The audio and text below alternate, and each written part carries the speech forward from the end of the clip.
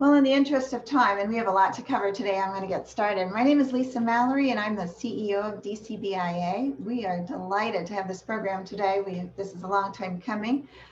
We have been working very closely with the DC Department of Energy and the Environment and with the Building Innovation Hub, and we are really excited about the program that we've just designed for you today. We are going to have I'm going to introduce a couple of our speakers in a moment, but the first thing that I want to introduce is one of our dear partners and dear friend. We haven't seen each other in a while. I used to see you all the time, Director Wells, but now due to the pandemic, we seem like we don't see each other enough at all. But the first thing I'd like to do is introduce our esteemed director who has been the visionary behind the hub, and he's going to say a few remarks. Director Wells, why don't you get us started? Well, Lisa, thank you very much. And yes, I do miss you and miss being out. You know, I'm a politician. I need people. I feed off human interaction. So I'm withering here on teleworking. But that said, thank you very much for helping put this on and for hosting this. I do want to note, going back, that Lisa, you and I led a delegation to Copenhagen and then to Brussels. And that was to really see how they did things. And I was so impressed, with BIA's, willingness. I remember when I first brought that to you and you said, sure, why not? And then we invited our partners from the utilities, from Pepco and Washington Gas, and then some other city partners. And we went over and we looked at how Denmark dealt with energy and how Brussels dealt with their passive house level. We learned what, some of their best practices, and already in DC together in our own partnership. And I'm so proud of our city that we've done a lot. It doesn't mean we can't learn more. And we're the first LEED Platinum city in the world. And that's not because of the DC government, that's because of your members and the investments, the vision, and the willingness to build to a high standard. And that has been part of the hallmark, and very proud of how far our city has come. And we've got further to go now. So while we were in Copenhagen and then Brussels, one of the things I learned about was Blocks Hub in Copenhagen, and then a similar program in Brussels that showed how they had essentially what is now our Building Innovation Hub, of how to help work with the private sector in a way to be sure that they have the training, the innovation, and new partners of new products, really be on the cutting edge. And so we didn't waste any time. When we came back, we put the money together. And I will say that in those two cities, the private sector, philanthropic community helped create those hubs. But I didn't even want to wait. I knew that with the building energy performance standards, with the mayor wanting to get to carbon neutral by 2050, and the other goals that we have out there, that we had to move quickly. And so the agency put this out there. And I want to thank the Institute for Market Transformation for hiring Lindsay, that we have some of the best talent in the world. And I think the Building Hub is already showing that. And I know that we've got a challenge in front of us with the pandemic, with the vacancy rates, with the, certainly the economy it's very difficult. But at the same time, as we see with the new president, that he has stated that his top goals is climate mitigation and dealing with climate change, and making investments in bringing the economy back and infrastructure. And that's really at a smaller level what we have to do in Washington, D.C. We have to manage our infrastructure. We have to make the new investments, but at the same time, we have to meet these goals. And in order to have a safe, sustainable city. And I know that we can do this, but I also know that the for however high bar that we have to meet, that we have to go there with you. And that's why the partnership with BIA and with you has been so important with your members to meet those expectations that you're not on your own. And then the one challenge in all the cities in America, we were the first, as you know, to have building energy performance standards in the country.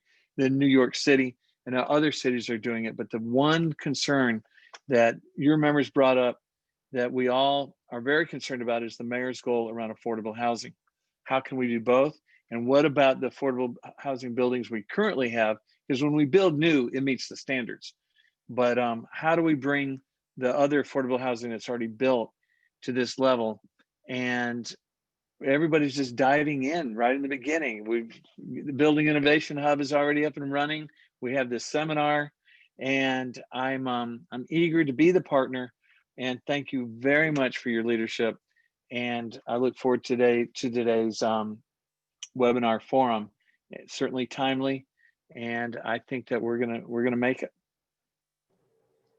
Wonderful. Thank you so much, Director Wells. Now I'm going to introduce Lindsay Falaska. And Lindsay joined as our Executive Director of the High Performance Building Hub. And Lindsay is also, well, she was formerly with IMT. She's sort of still kind of co-located, I guess, with IMT. But she was previously with Hickok Cole, and she helped design one of my favorite buildings in the city, which is the American Geophysical Union building, headquarters building, which if you haven't been there, is just a fabulous building. And I know Director Wells and I used to kind of go down there all the time and sort of bug those folks all the time, doing tours and everything else, because it's just a wonderful hallmark in our great city. So Lindsay, you're going to lead us through the panel with our panelists and introduce our panelists and talk a little bit about something that's hot off the presses. So why don't I turn it over to you? Yeah, thank you, Lisa, and thank you to Director Wells for having me here today. Before we actually begin the full panel discussion, I want to introduce the Building Innovation Hub, since we are a new entity here in DC, specifically created to support local building industry professionals, navigate the district's green building and climate goals, while also balancing the market forces that are changing what is and will be considered business as usual. Next slide.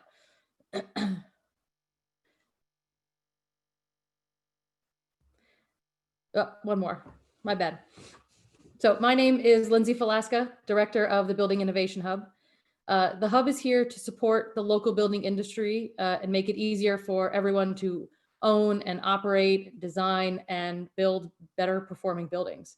So we are here to help meet current needs you have around the regulatory changes, like breaking down the implications of the building energy performance standards and outlining code changes, and to provide resources about the issues that the market is currently focused on, like health and wellness. So our goal is to not just provide information about these topics, but outline how and where they all connect and explain what options are available to you in order to address them. In order to do that, we are providing resources, tools, and educational events like this one to help you make improvements to your buildings. So we are certainly here to help you overcome today's hurdles, but our job is to also help everyone look at the long-term implications of decisions and feel empowered and confident in them. So this mission leads why we're here today, to discuss how DC's multifamily building owners and operators are thinking about addressing their buildings today to respond to the current pandemic, while also keeping in mind the long-term implications of the BEPS legislation and the district's climate goals. Next slide. So before we kick off the panel discussion, I do want to provide a high-level overview of the building energy performance standards to set some additional context for the conversation to follow. Next slide. Since buildings account for 73% of the district's greenhouse gas emissions, reducing the amount of energy used in buildings is paramount in order to achieve the district's climate commitments. So the building energy performance standards are a regulatory tool that the district is using to help meet its green building and climate goals. Next slide. So a building energy performance standard, or a BEPS for short, sets a minimum threshold for energy performance for existing buildings. So these standards are based on and measured against a building's demonstrated energy performance as shown in their benchmarking data. In the district, large building owners, so buildings greater than 50,000 square feet, have been benchmarking their energy and water performance for nearly a decade. And under BEPS, the district aggregates individual building performance information per property type to establish a standard for buildings to meet. Buildings that do not meet the standard for their property type will be required to improve their performance over the course of a compliance cycle and demonstrate their accomplishment at the end. So if your building is performing better than the standard for your property type, you are not required to take action under BEPS. If your building is performing worse than the standard for your property type, you will be required to take action during the BEPS compliance cycle. So underperforming buildings will have to improve performance during the cycle and demonstrate it through benchmarking at the end. I will, however, note that it's important to say that even if you're above the standard for the first compliance cycle, it's important to maintain or at least incrementally improve performance during that time, because the standards will reset and increase over time as the district's buildings improve performance as a whole. Next slide. So BEPS builds on the district's benchmarking program. So if you are mandated to benchmark your property, the BEPS program applies to your building. So therefore, the first BEPS period will only apply to buildings over 50,000 square feet. Eventually, buildings over 25,000 square feet and then over 10,000 square feet will also be required to benchmark. And then all of these properties will also eventually be phased into the BEPS program. Next slide. So some specifics on the rules. While we don't have time on today's presentation to really get into all of the details, I will note that this past Friday, the proposed BEPS and updated benchmarking rules were published. And both of these proposed regulations are now open for public comment. So what was released? The proposed BEPS rules, which include instructions on how to comply with BEPS and which buildings are subject to the BEPS rules. Also released was an explainer report generated by the BEPS task force. The BEPS task force is a group of diverse stakeholder representatives from the local building industry who provided input throughout the rulemaking process.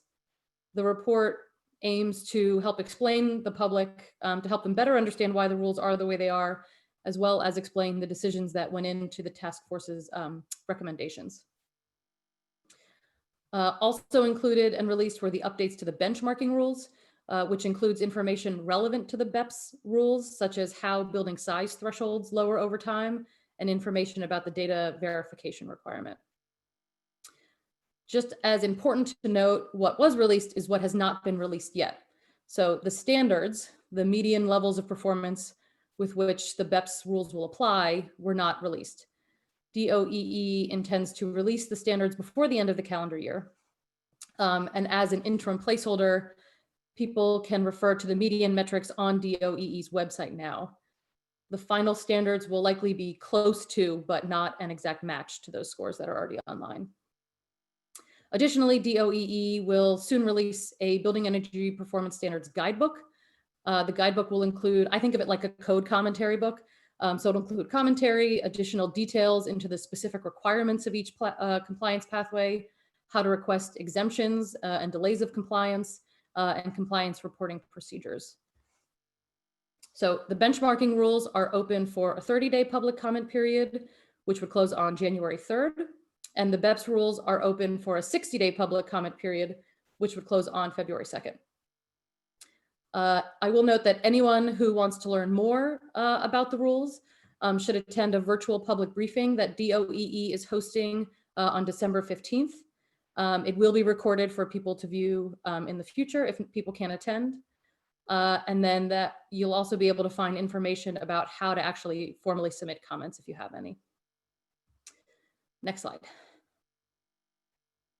On to the good stuff. So those are the changing regulations, our mission, and in the context of our current pandemic, actually leads us into why we are here today, to discuss how DC's multifamily housing building owners and developers and operators and service providers are thinking about addressing their buildings today to respond to the current pandemic while also keeping in mind the long-term implications of the BEPS legislation. So to have that conversation, I am joined here today with Matt Praske, Director of Energy and Sustainability at WashREIT, Pete Zadoretzky, Vice President of Sustainability at Bozzuto Management Company, and Andrea Foss, the Sustainability Director at Stephen Winter Associates. So to kick us off, Matt, from the multifamily housing ownership perspective, can you start by sharing in the most immediate sense what your challenges have been around the current pandemic and what are the main issues that you've been working through? Sure. I have any number of issues and challenges I'm working on personally, but I'll try to keep them professional into the topic we're discussing today. I tried to keep it narrow for you. Yeah. So I'm excited to share this time to chat with everyone about this and hopefully learn from some of you all as well. Look, the number one challenge right now and our top priority is maintaining the health and safety of our residents, our employees and staff that work there, our visitors to our communities. And that leads to any number of challenges for us because it's causing a competition for resources and time and focus, right? The acute challenges we're facing with the COVID pandemic means we are not yet able to, or it's easy to lose sight of the longer term sustainability and energy objectives that we have at WashREIT. That's occurring because a lot of this presents a technical challenge for us. It's necessary for us to understand and get up to speed on new ideas and new concepts very quickly, much faster than we might have anticipated. And we're having to understand new concepts, evaluate new technologies that we might need to implement in a building to mitigate virus transmission. And so that's difficult, and that takes sort of the focus and some resources away from our teams that we might otherwise need to be shifting towards our energy or sustainability goals. So considering all of those current challenges and sort of the shift in everyone's most immediate focus, how are you contemplating or thinking about getting people to start to focus on energy performance, especially as BEPS takes effect, right? It's sort of this balance between the current pandemic and the fact that these regulations are taking effect as well. Yeah, I mean, the first thing we have to do is, in order to contemplate those issues around energy performance, is make sure we understand the performance of the buildings, right? So that's making sure we have the necessary data. So of course, the buildings have been benchmarking, collecting and disclosing our energy data for several years now, right? So hopefully we have access to that data, but it's a matter of also making sure we have the tools in place to gain insights from that data, some of which we can do directly in Energy Star Portfolio Manager as we collect and report the data. Other times we're relying on other analytical tools, some of our service provider partners that help us understand the energy performance. And I think what we've learned from that and what we're trying to do in order to stay focused on the building's performance in light of what we need to do for BEPS compliance is identify those and not miss out on any significant opportunities in the building life cycle, right? There's 3 or 4 buckets of opportunities and times when we can make more significant changes. So those really break into, there are some immediate actions we can take that can become part of our preventive maintenance schedule, or the rounds and sort of walkthroughs that the on-site staff is doing, things that can be implemented immediately. There are others that more naturally fit at unit turnover, right? So when a unit vacates and we're in there and making refreshes, there's that window of opportunity to make some more substantial change. And then there's the CapEx, capital expenditure opportunities, right? Major equipment reaches end of life, making sure we're identifying those and capturing that opportunity to elevate or take advantage of efficiency improvements that we might now have different factors in our analysis than we might have had before, where equipment might have pretty easily been replaced somewhat like for like. We have different incentives in place to either meet or exceed compliance for a regulatory aspect like BEPS, or maybe as part of maintaining and achieving our ESG objectives that we've set for investors. These are different incentives, and we don't want to miss that opportunity, especially when equipment is going in for 20, 25, 30 years. And then finally, last is sort of the other bucket of opportunity is that asset transactions, right? Buying and selling a property, what can be evaluated then. So we don't want to miss any of those windows. So in an effort to not miss those windows or potential opportunities, how are you actually operationalizing those sort of moments to make sure that there is follow through when each of those intervention points happen? So those are very much a work in progress. Like those aren't, they aren't easy. I wouldn't say we've solved all of them. We've taken a couple steps trying to take a comprehensive look. We did a project not long ago where we had we brought in a service provider to do energy walkthroughs. I don't know that I want to call them an audit. We said we don't need an audit report. We don't need that whole document. We just need a list of recommended measures. What do we need to do? And we took those and out of that, we put them in those three buckets, right? What can be done immediately, what can be done at turnover, and what can be done or needs to be considered during CapEx. We tried to identify who owns each of those events, right? What are we asking of the service managers on site? What are we asking of our operating partners? What can't be done by them, but needs to be done by ownership in part of our CapEx decision-making process? So we kind of put things in those buckets. It's still to be done, getting that sort of organizational change done to make sure we're always considering them. Sometimes that means just taking time out of everyone's day to walk the building. We've done this with the Bozzuto team, taking advantage of programs like EPA's the Energy Star treasure hunt, just getting the people all in the same room, walking around, identifying some things. Hopefully that starts to operationalize and make clear what our ownership priorities.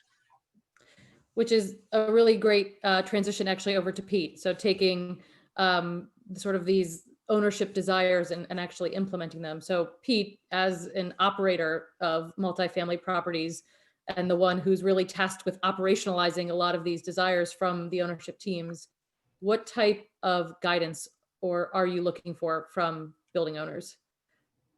Hey everyone, first of all, thanks for having me here today. I think one of our challenges is, right, like Bozzuto is hired to keep the buildings occupied, to keep occupancy as high as humanly possible, to keep rents as high as humanly possible, and to keep those residents in place and happy and, renewing year over year and that sort of thing.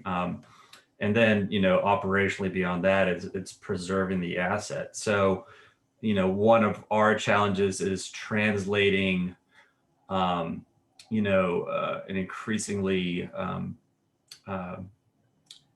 aggressive, for lack of a better term, jurisdictional mandate to, those daily operations, right? So part of that is, just bringing these sorts of things to our clients' attention, right? And a lot of times what I see, and it's just the way things are, the asset manager of a particular community, might not be totally plugged into the company's sustainability goals.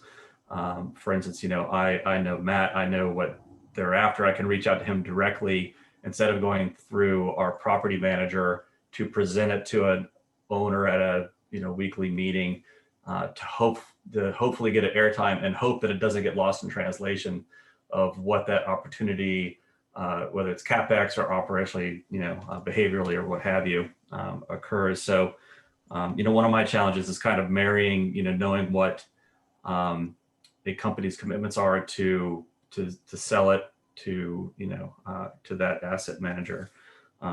So we're really charged with identifying and evaluating those opportunities.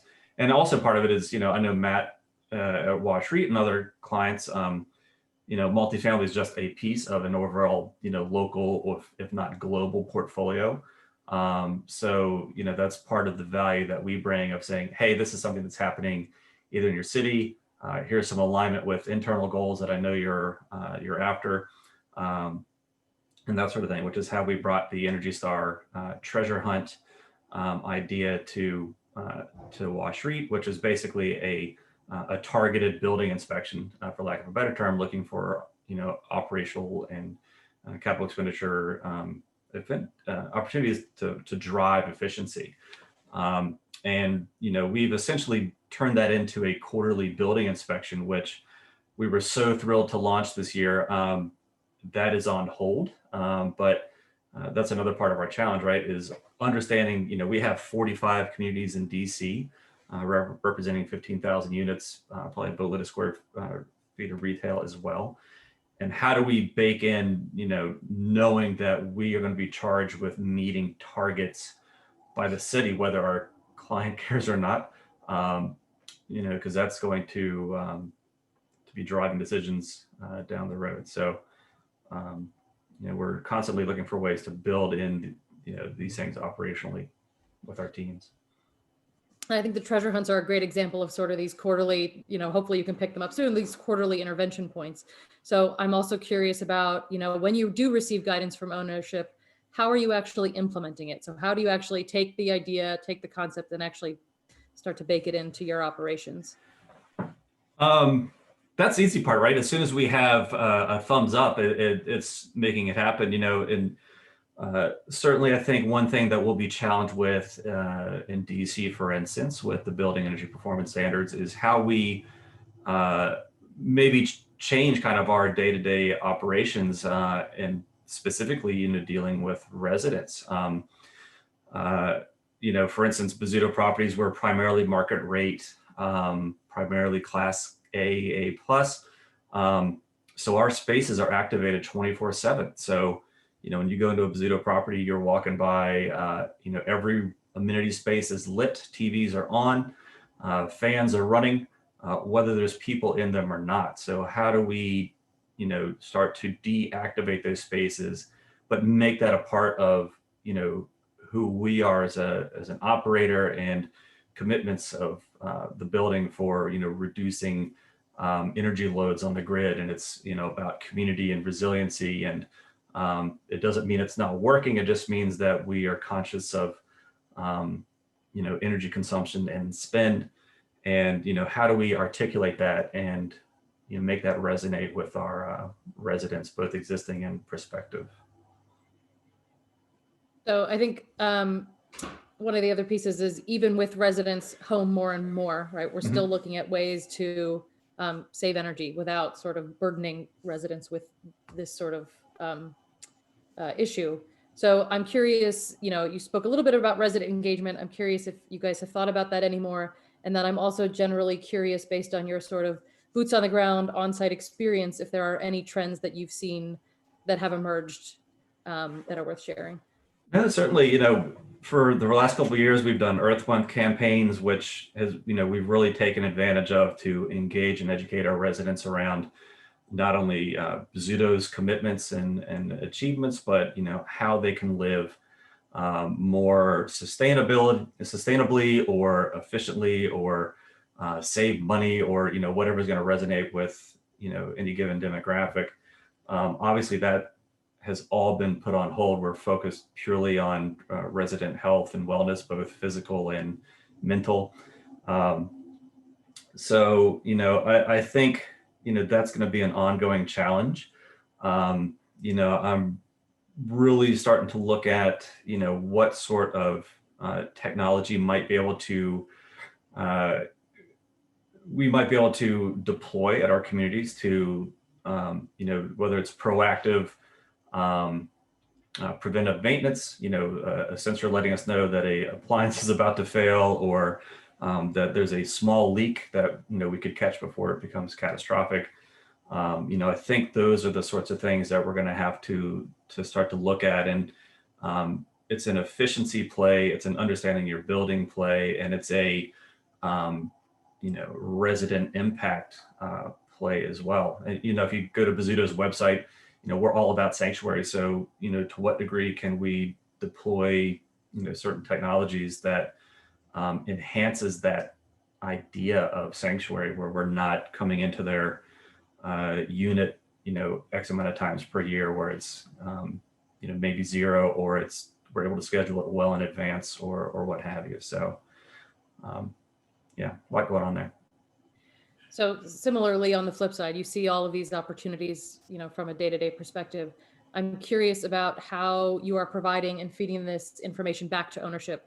You sort of made a comment about some owners probably care more than others. So I'm curious how you provide feedback back to ownership teams so that they also understand what energy savings opportunities are within their properties. Certainly. And we have 80 plus different client groups across our entire managed portfolio. Some like WashREIT, we do annual reporting.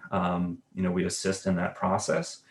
And the other part of it is, a big part of it is we pursue 100% benchmarking of all of our managed communities. So we are looking at the data, and we're doing monthly reports with our benchmarking partner, looking to understand, who's performing well, and who's maybe deviating outside of what we might expect, and then we can start to dig into those opportunities of where do the opportunities exist. Can we tell by looking at the data, or does that necessitate a walkthrough by either myself or some senior maintenance person, or do we propose a couple dollars for a level 1 or 2 energy audit to kind of dive in and understand what might be going wrong, if something's going wrong, or what have you. So yeah. The theme about data seems to be sort of a trend, or a theme that's sort of knitting this together. And so to sort of tie that to Andrea, who I have had numerous conversations with over the past several months about data and data quality. Andrea, as a service provider with a heavy focus on multifamily housing, how are you helping owners and operators take the first steps to understand what's possible within their buildings? Sure. Hi, everyone. I'm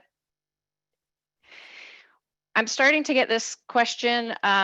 It was a trickle at first, and now it's multiple times a day. What do I need to do? And where we almost always start is with checking that data. So as both Matt and Pete said, they're benchmarking, and a lot of owners have been benchmarking now for years here in the district, but now it suddenly matters. It matters a whole lot more. And we've seen that there still can be inaccuracies, and a lot of building owners and managers may not be very familiar with what is normal within their building data. So we always start with making sure there aren't any or minimize the square footage discrepancies. That one can always be a bit tricky, but the best place to look is if you have building plans, to make sure that it aligns with what is getting reported. If you have missing or misrepresented space use types. Also, Energy Star scores that are out of line. And again, these are red flags that we just start looking at that aren't necessarily wrong, but generally might warrant more investigation. So if you have an Energy Star score in a multifamily building that's above a 95 or below a 10, there's likely something going on with the data. Likewise, if you have an EUI, the energy usage intensity is below a 20, or really even for multifamily, we're looking between 20 and 40 here in the district. That should be investigated, that you're potentially missing some meters, for example, or say over 200, something's going on there. And we also look year over year. If you're seeing a big jumps in performance in either direction, say plus or minus 30%, that's also going to be something that you want to look into. That's also a good reminder. Andrea and her team at Stephen Winters actually wrote a resource for the hub that we have published, which really outlines those common errors in benchmarking data so that people can sort of quickly take a snapshot and say, you know, do my inputs or outputs sort of vary from these ranges, and should I actually make sure that my benchmarking data is correct? Because, so I guess the follow-up to that is, once folks do have a handle on their benchmarking data and how their building is performing, what are the next steps that people should take to help navigate the new BEPS standards? I often think about this question with where you need to go. So our step 0 essentially is kind of getting a handle on that data. We're going to be looking at the compliance paths and the options that are available. So we know that we have the performance path, prescriptive paths that are going to be defined. There might be alternative compliance options that are going to be on the table as well. But it's going to be important to not look just at that first compliance cycle, but to be overlaying these BEPS cycles with these key points that Matt was mentioning, your equipment, end of useful life, refinancing schedules, really thinking about where you can get to performance-wise and where you need to get to performance-wise. Because when we realize that the district is moving towards a carbon neutrality goal by 2050, so in the next 30 years, for most buildings, this means probably 1, maybe 2 major system upgrades in that time frame. So these no longer can be kind of an in-kind replacement or a moderate improvement. This really needs to be used as a strategic opportunity to meet these much higher levels of performance. So once you start thinking about those targets of where you need to get to with the systems that you have in place, then you can, you know, kind of start layering in how you can make these you know, kind of major decisions line up with the compliance cycles and phase it appropriately, because you want to make sure that you're creating a plan that's going to stack these improvements and won't necessitate either undoing or redoing them in future years. I'd say what really keeps, what worries me is that we'll have buildings that replace something and then it doesn't work out and then might need to replace it again. We want to make sure that it's well thought out and well planned. And I think a lot of this sort of discussion centers on, if people are not compliant, what should they do to actually get in compliance or stay ahead? So I also want to flip that to think about, you know, we want buildings that are performing above the median to maintain that. So is there any advice or guidance that you'd want to give multifamily building owners or operators who are above the BEPS standard, who might not need to, you know, formally take action in the next few years? Sure, it's definitely going to be important for all buildings, and this is the same, I would say, even for new construction. We're advising a lot of our clients to really get a handle on their data. And in some cases, as Pete was alluding to, some of this might be better controls and better reporting mechanisms so that you can have a better picture besides just those, you know, monthly utility bills. You're probably going to need a better picture on what systems are using, and to be able to really pinpoint if you have problems that you can fix. So this also goes for owners that are above the median. They're also going to want to take a look at their data and make sure that it is getting reported correctly. There will be a data verification requirement. that we know will be coming, I believe, in 2024. And nobody's going to want any surprises if there are things in there that might not be correct. But then also, as you mentioned, we're going to see that this standard is going to continue to get more stringent. So we're going to expect that buildings that might be above the median, especially those that are just above it, might be in a future compliance cycle. So starting to think about where and how you could be making those improvements, especially if you're falling into some of these, end of useful life or refinancing or any of those, key milestones. I would also say it's really important to look at, again, thinking about this carbon neutral target and expecting that potentially electrification may come, to think about those major fuel burning systems and what upgrades or system change outs might need to occur. And so again, this also goes for new construction. Even if you're not making those change outs now, what kind of service upgrades or increased space needs might need to happen, especially if you're doing other renovations or upgrades, that you could pair any kind of more invasive upgrades with other work. Just, again, thinking about it strategically. No, I think those are really good sort of things to keep in mind. I mean, we're talking, in some ways, we talk about the long-term implications of BEPS. And so I like that you actually took it out to the 2050 goals of the really long-term implications of where we are moving as a city, as an industry, as everyone starts to focus more on climate change. My last question before we open it up to the audience or the attendees for any questions is really for all three of you. Because I hear colloquially all the time that the multifamily housing sector is a much more challenging one to tackle than office buildings or other property types. So given the specific challenges in achieving better performance in multifamily housing buildings, and really based on all of your collective experiences, what are the gaps that need to be filled, and what resources do you all need to help push this forward?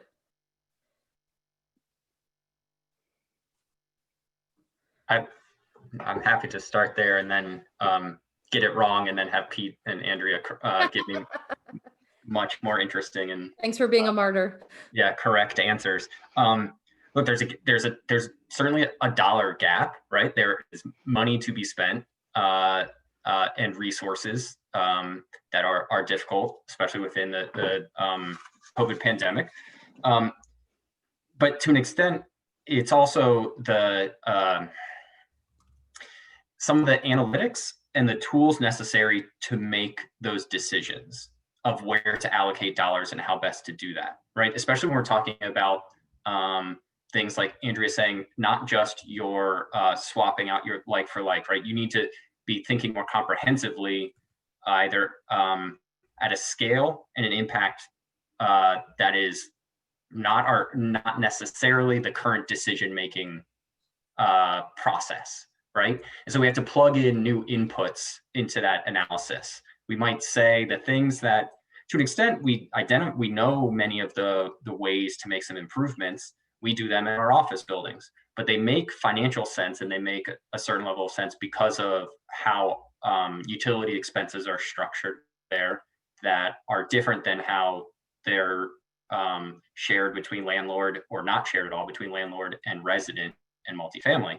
So we have to have new inputs into that analysis to determine life cycle assessments. We need and pairing that with examples of, especially as some of this might be new or different to us, places where it's been successfully implemented elsewhere to learn from. Those things would get us a bit further in order to have the comfort and confidence in making some of these new and big decisions for our assets. Pete or Andrea, do you want to tag on? Or tell me why I'm wrong? That's fine too. No, I think, one of the challenges always in multifamily, especially existing assets, is, a client might say, why am I going to invest in, enhanced efficiency to my individual units when those residents pay the bill and they're going to reap the rewards of those efficiencies, right? So, that's always a challenge. Again, I kind of go back around to, this is important. This is a way to modernize, to upgrade, to, whether it's LED lighting or Energy Star appliances, improve. It goes back to that sanctuary comment, right? About, how many times we're going into that apartment? What is the dollar amount of, that service manager's time, the attic stock required and stuff like that. I would certainly love to see some of the incentive programs I see in Maryland and Massachusetts, like the quick home energy checkup, where our entire Maryland portfolio has essentially been units retrofitted with LED light bulbs and smart strips, and in some instances smart Wi-Fi enabled thermostats. Is kind of like easy, quick hit, get the ball rolling on in-unit efficiency. I'm daring to dream in DC, but yeah, it's tough. It's challenging. So we've got, Andrew, do you want to add on? I was just going to add on, looking at some of the other incentives that have worked around the country, I would include in that the challenge around training, both of operators, and as we look at new equipment, that we are going to need a new type of workforce, and the training that will be needed to make sure that we do have successful deployment of new technologies so that we can meet these very ambitious goals.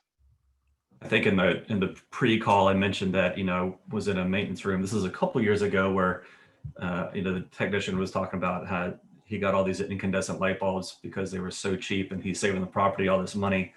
And so it was a learning moment of that's actually probably going to, in the long run, be a lot more troublesome for you and more expensive.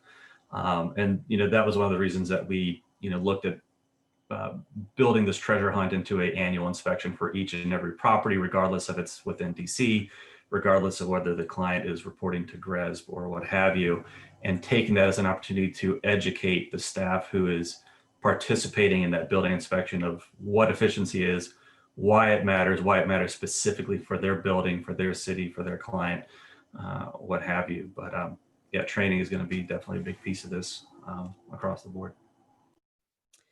And with that, thank you. And I'm going to start reading some questions from the audience to you guys. So one question that I'll actually tackle with a quick answer is, are there specific considerations in BEPS for affordable housing, and how is equity considered? And I will say I actually listened to a presentation by DOEE last week with the National Housing Trust in hand, where their affordable housing designated specialist, if you will, gave a really nice report out on how affordable housing was taken into account, the analysis that they did, and how considerations specific to affordable housing were folded into BEPS. So without going into too much detail on a lot of that nuance, there is information that is available that we can certainly provide about some specific requirements within the BEPS legislation. If anyone else wants to tack on to that, by all means. But the next question is, can you all speak to the market perspective on this? How should we think about this from the tenant experience? We need people to desire better buildings, not to just do it in secret.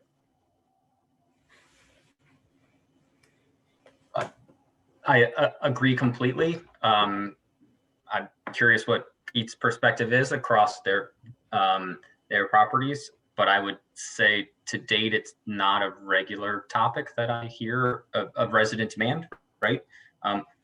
Location, amenities, distance to a supermarket and metro station. We probably have to get quite a ways down the list before we start to hear a question that's like, what's your building's Energy Star score? We'd love for that to change. I'd love to talk to our residents about the sustainability and efficiency work we're doing and have that be an attractive factor for them. But my experience doesn't put that towards the top of the list yet. Pete? My gut is that we are probably, at least in market rate in the world in which I primarily live in, where if you're not, Energy Star, LEED, if you don't have some sort of plaque or sticker on your door or website, it's going to be a why not, just like, your fair trade or, coffee, or certified organic for the groceries you buy or the clothes that you're buying, and how our residents are spending their money elsewhere and what they're experiencing at work, and what they're experiencing in their day-to-day lives everywhere but home. And the timing of this conversation is good. We're about to launch an internal survey to our Bozzuto resident advisory panel. So basically, focus solely on sustainability. This is something we do annually, and this is our first sustainability one. So we're looking to get a better understanding of our residents, understanding their value of sustainability, high performance, eco-friendly, however you want to call it. So, we're taking a deep dive into better understanding our residents' perspective on this. And how do you guys, another question, how do you guys see these challenges from the perspective of a condominium building or a co-op building who may have a more complicated ownership structure? Andrea, that one might be for you. I don't have an answer. I think the challenges I think are great. I think just even in trying to work with the right people at the building, many of them are, HOAs or a group of residents who have little awareness about the pending legislation. So there's going to be a big education need on top of how to work within their structure. I don't think we have the answers yet, quite frankly, and I think it's going to be a bit of a learning curve. But I think the first step is going to be reaching those buildings to create awareness, to help them to understand what resources there are available and what those next steps are. If anybody on the call has come up with answers, please enter them into the chat. I know my sister lives in a co-op building that will fall below the median, and I have tried to explain to her what needs to happen. And I'm I don't envy the people who have to figure out how to deal with condo and co-op boards and make some of those decisions and explain what can be complicated and very technical legislation to a group of residents tasked with making these decisions. So it is certainly. Yeah. Yeah, I have a former neighbor who is the kind of de facto condo board president, and she was coming to me with all kinds of questions. And then I told her about this legislation. She had never heard about it. There's it's an uphill battle. And I will say that one of the things that we as the hub are going to be tackling is reaching out to these condo and co-op buildings to try and explain at a baseline what is happening and what needs to be done. But we will certainly need everyone's help on this call to make sure that information gets out. We'll take one last question because we're getting close to time. Is there a projection or rough guess for how much the median score might ratchet up from BEPS 1 to BEPS 2? That question might be for you too, Andrea, because I know you are fabulous with data. I don't know if we can answer that, but.